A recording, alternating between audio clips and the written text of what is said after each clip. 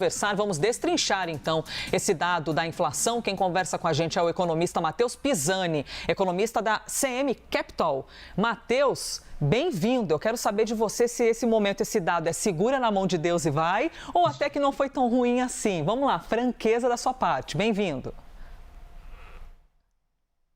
Muito bom dia, Elisa. Bom dia, Débora. Bom dia a toda a audiência da CNN.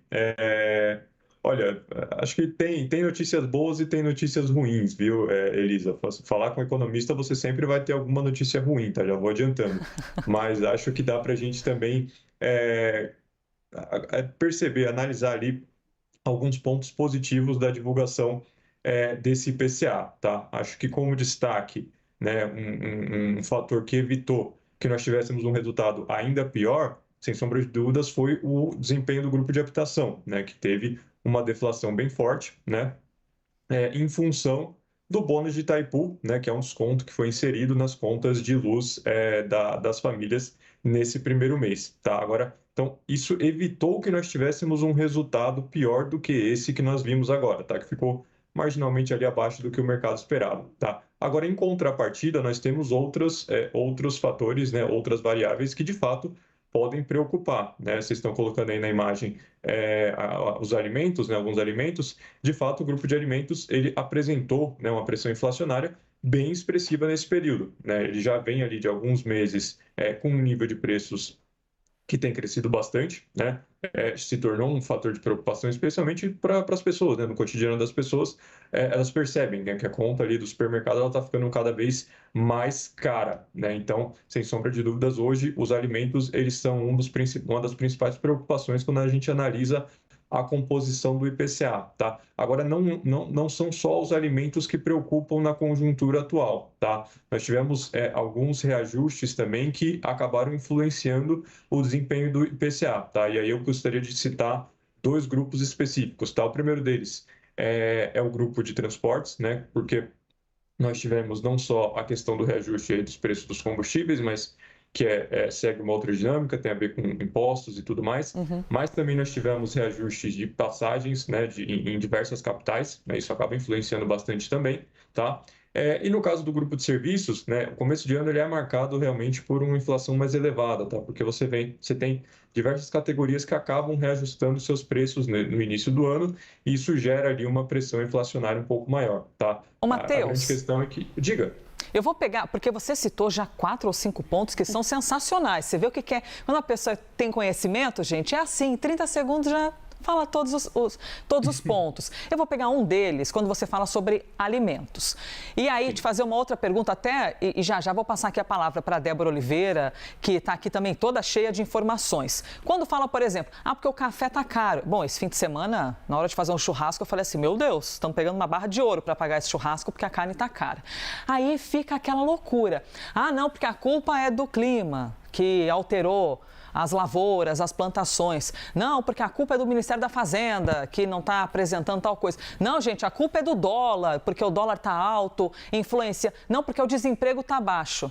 Matheus, no seu olhar, é muito chato ficar nessa, a culpa é de quem? Mas quando diz respeito ao nosso dinheiro, a perder o nosso poder de compra, a gente quer entender mesmo de onde é que está vindo esse BO. Então, quando a gente fala, por exemplo, do café, o problema principal vem de onde?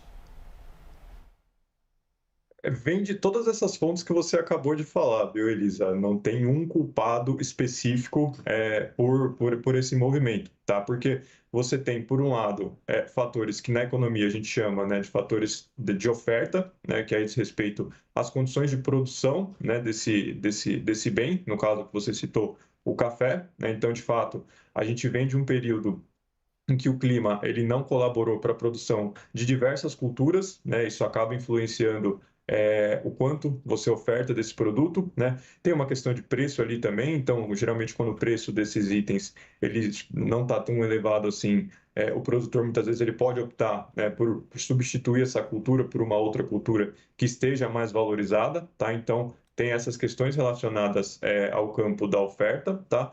E tem questões relacionadas também ao campo da demanda, né? Que a esfera do consumo mesmo, especificamente o consumo das famílias quando a gente trata de alimentos, tá?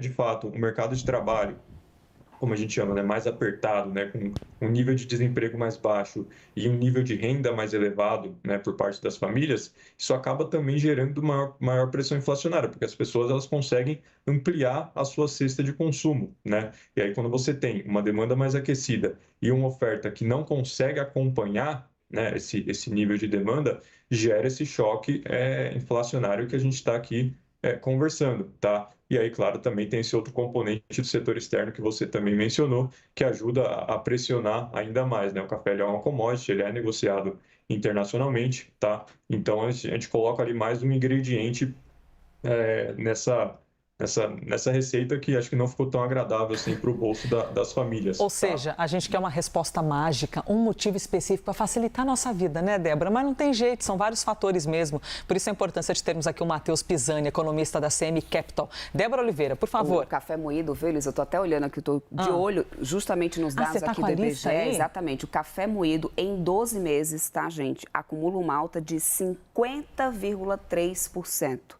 Café moído, meu Deus, 50,3%, é de longe o produto que mais acumulou alta nos últimos 12 meses, agora aqui nessa lista que a gente tem. Agora, no mês de janeiro, foi a cenoura que ficou mais cara, 36,14%, tomate em seguida, depois a gente vem açaí em quarto lugar. Açaí? O café moído, o açaí tá mais caro. E aí agora no calorão, Ave Maria, né, gente? Pelo amor de Deus. É bom demais, o açaí né? É bom demais. É bom Mas demais. deixa eu conversar aqui também com o Matheus, entrar nessa conversa, viu, Matheus? Porque assim, me chamou a atenção alguns pontos. Primeiro, a gente teve o impacto também aqui do grupo de transporte para passagem aérea. E aí meu primeiro questionamento contigo é... estamos aqui diante de uma questão de sazonalidade, porque a gente tem período de férias e período de aumento também de demanda em relação às passagens aéreas.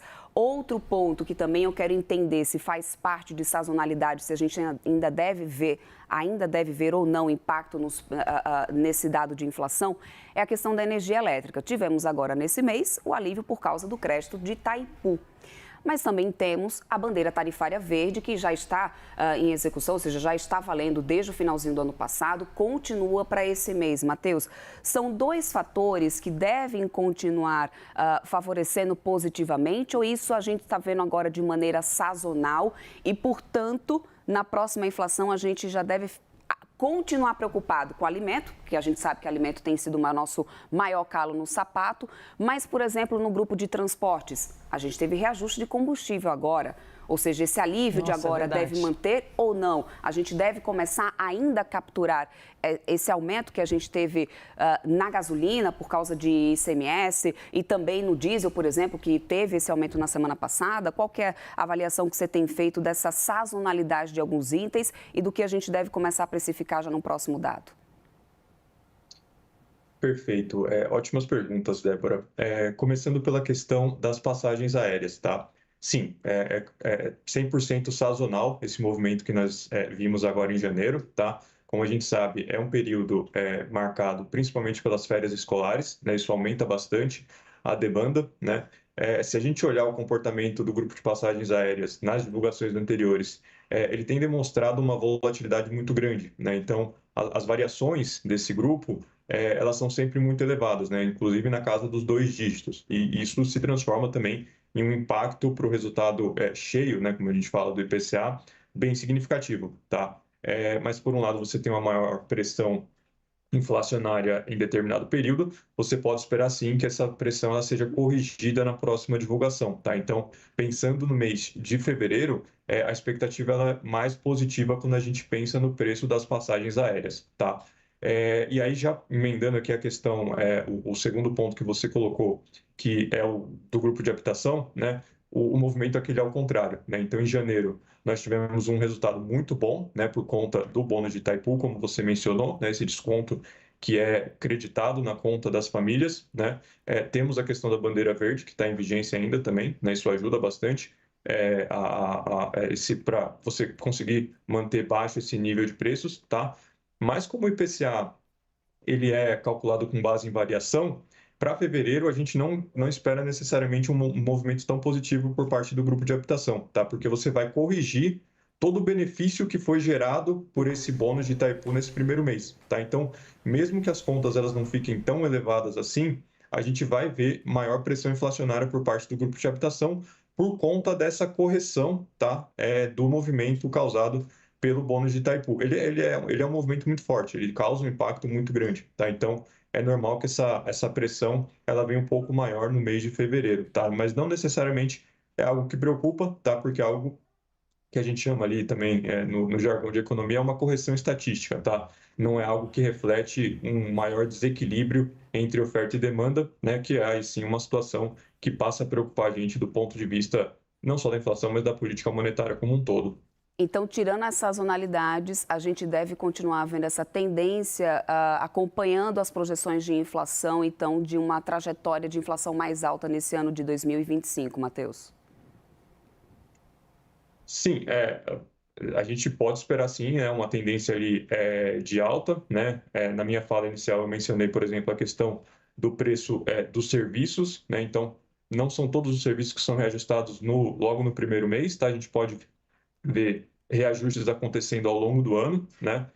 E como a gente sabe hoje, o preço do serviço ele é uma das principais preocupações quando a gente pensa na trajetória da inflação e em toda a busca que tem por parte do Banco Central em atingir o centro da meta, tá? Mas passado esses fatores sazonais de início de ano, que eles têm ali uma influência bem significativa, a atenção ela invariavelmente tem que se voltar para os componentes do núcleo, né? Com foco, claro, nos preços de serviços, mas a tendência é que sim, o IPCA, pelo menos nessa primeira parte do ano, ele continue ali rodando em um patamar bem elevado, sim, viu, Débora?